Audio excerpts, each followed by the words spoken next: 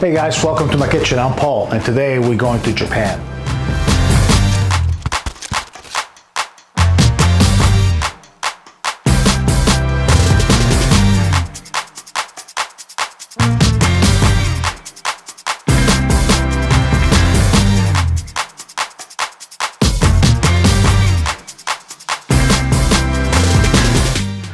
Hey guys, welcome back. Today is part 4 of our street food series, and today we're going to Japan. Yes, Japan.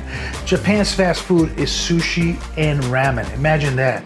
The times when my family and I visited Japan, the first thing we do is we find a local ramen place. There we try 2 different versions. My son might try one version, the wife the other, and I would try another. My favorite though is the Tonkotsu traditional Japanese ramen noodle. Today I've put together a way for you guys to do it at home.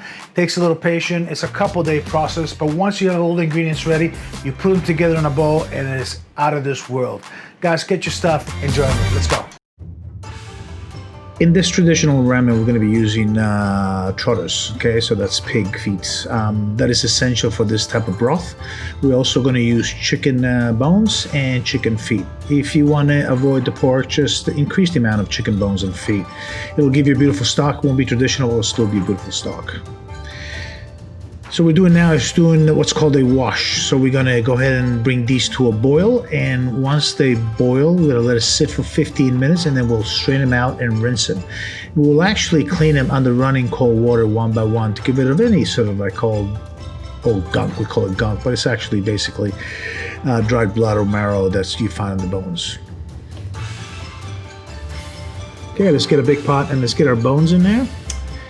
Then we're going to put in the onions and garlics that have been roasted in very hot oven and get them nice and charred. In with a nice sliced ginger, in the sliced leek, and then we go with the green onions. Simple ingredients, simple flavor, but intensity. We're going to fill it up with water just above the bones, about 2 to 3 liters. I'm going to simmer anywhere from 5 to 7 hours. You can even go 18 if you like to. Just mindful that you got to keep it really low, okay?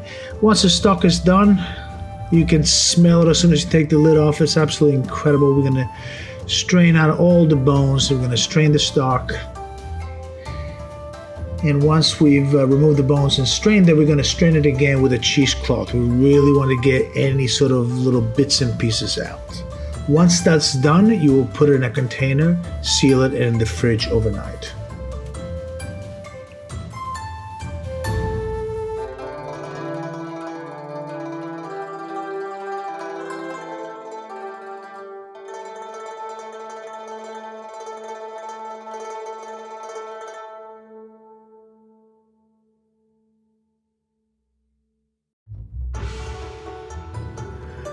The Chesu Pork, another essential part of this dish. Take a nice slab of pork belly. I'm using a 1.5. You can go smaller if you like. Roll it nice and snug, and then get your twine and do a simple tie. Take a string and start from both ends.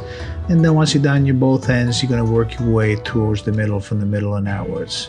I like to do several just because it keeps it nice and tight while it's cooking, and it gives you a nice roll when you slice it.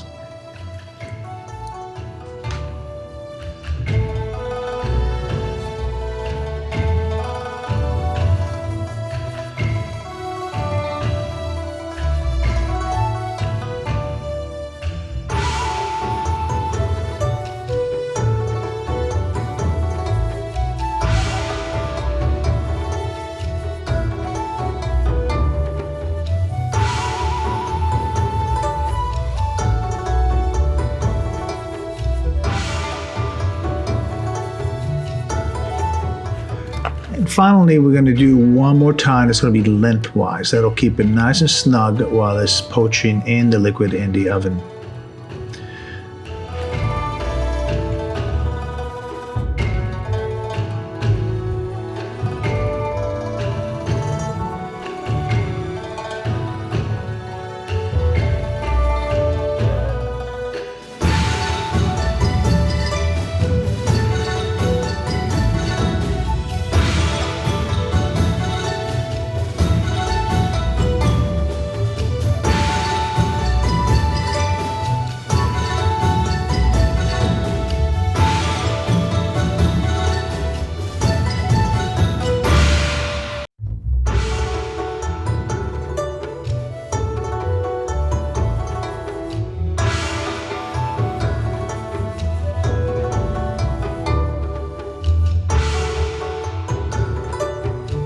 This stage we get a nice crock pot. We're gonna put 2 tablespoons of vegetable oils, bring it up to heat, and then we're gonna sear our pork.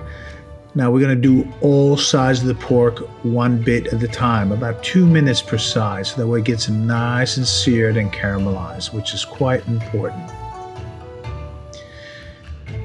Keep going, and then once you have it all done, you're gonna grab your poaching liquid and you're gonna pour it into the pork. Sure you're keeping the flame still on high. You're gonna drop in your ginger, your garlic, and then you're gonna top it up with water to reach about halfway up the side of the pork. Then the lid is gonna go on in an oven at 130 degrees Celsius for about 3 hours. Now it's important and crucial that every half hour you're gonna be turning that pork. Quarter the way each half hour. That's very important. That way you get this beautiful, nice and brown pork as you see here. Next thing, I get a couple big Ziploc bags. I put the pork in and I pour the liquid in once it's all cooled down. Clearly, don't do it straight out of the oven. Otherwise, you will not only get burned, but you will also melt the bag. We don't want to do that. All right, once you've done that, you're going to seal the bags and it goes in the fridge overnight.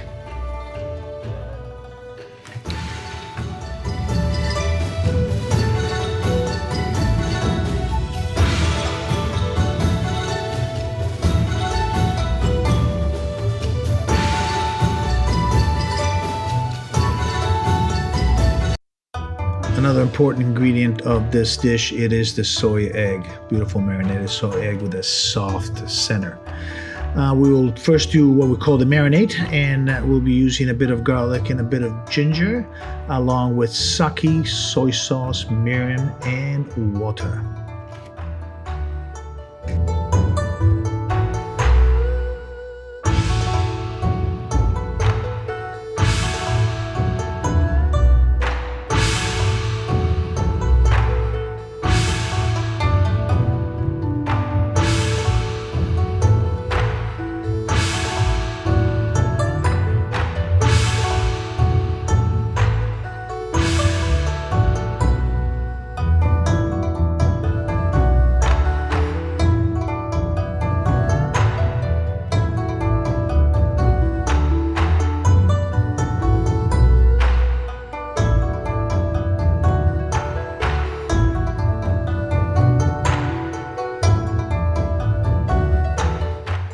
Okay, the soft-boiled eggs is very important. The key things to do is make sure your eggs are room temperature and it goes into room temperature water.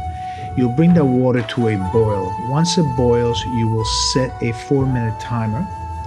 And exactly about the 4 minutes, you'll pull them out and put them in an ice bath right away. That will give you that perfect soft middle egg that you really want. Once that's done, crack them one at a time, nice and gently. Make sure you keep your hands wet so you can pull the skin apart easily.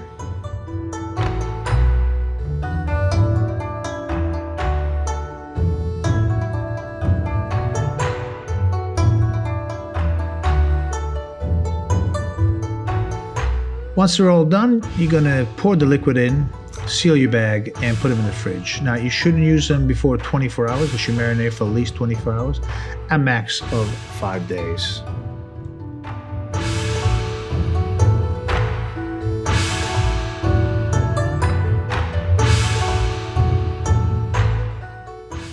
All right, let's get ready for our ramen. So we're gonna cook our noodles, and we're gonna cook them according to the package instruction.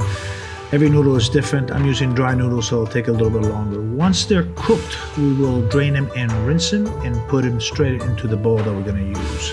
A few things you need to prepare for the rest of the process. You're going to pull the pork out of that bag that's been sitting in the fridge. Do not throw away the liquids. Keep them. You can use them for many different things. You will wipe the pork down and get rid of all the fat that's around it. Then we'll take the broth out, and you'll see there will be a layer on top, a thin layer of fat. We'll skim that off, and then we'll put some broth inside of a pot and bring it to heat. Once it gets hot, this is when we start the process. While it's getting hot, what we're gonna do, we're gonna grab that pork and we're gonna start slicing it. You wanna do it about a 1/4 inch thick, okay? Not too thick, not too thin. You want something just about perfect that you can easily bite. I like to take the end off because I eat that while I wait for the rest of the things to get ready. Once you do the slices, put them on a rack over a sheet pan, and we can move into the next part of the assembly.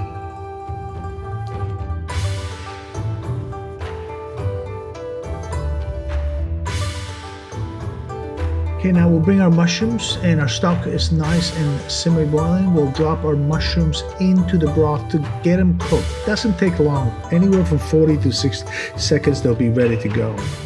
Then we'll pull them out and keep them in a bowl. Remember, you're gonna be pouring broth over them again, so they'll get hot once in a minute, but this at least cooked them for you. Then we're gonna flavor our broth. Remember, we did not use any salt, so we need to give it a bit of a flavor. I like to use miso paste and soy sauce, just about enough to give it a beautiful saltiness. Once we're done with that, we're gonna drop the egg in, and the egg should be the last thing you put in before you finish, but I'm just doing a bit earlier to show you guys. No more than 30 seconds, you don't want to overcook the yolk. And this is what it should look like, guys. Beautiful orange and soft yolk. Absolutely perfect. Now for the pork, I use a little blowtorch. I like my pork char. That's very traditional. That's the way I've seen it done in Japan many times. Other ways you can do it on a barbecue if you have it, on a hot pan, or in the oven with a salamander on. Once that's done, we'll bring our bowl of noodles and we'll pour our broth over the noodles. Go as much broth as you like. Look at that beautiful brown color of the broth. Then we'll decorate it with the pork on the side. In goes the eggs.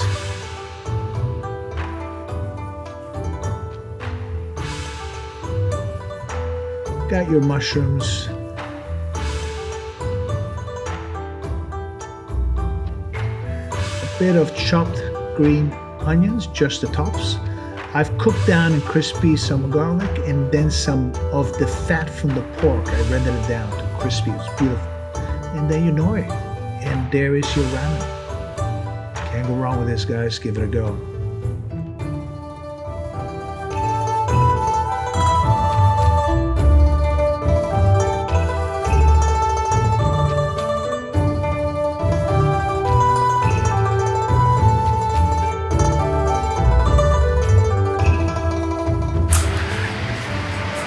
What a treat, guys. Let me tell you something. It's worth the little effort you need to put in. And it's really quite simple. It's just the timing. You have to get all those ingredients done. Takes a little bit of time. Start on Monday, Wednesday dinner, absolutely perfect. Guys, once again, thank you for coming and watching. Enjoy your ramen today. If you like this video, please give us a like. And if you want to see more like this, just subscribe underneath. Thank you for all the comments and feedback. Thank you for all your new subscribers. You are what make our channel keep ticking away. Come back next week. We have another surprise for you. Enjoy your week. Bye-bye.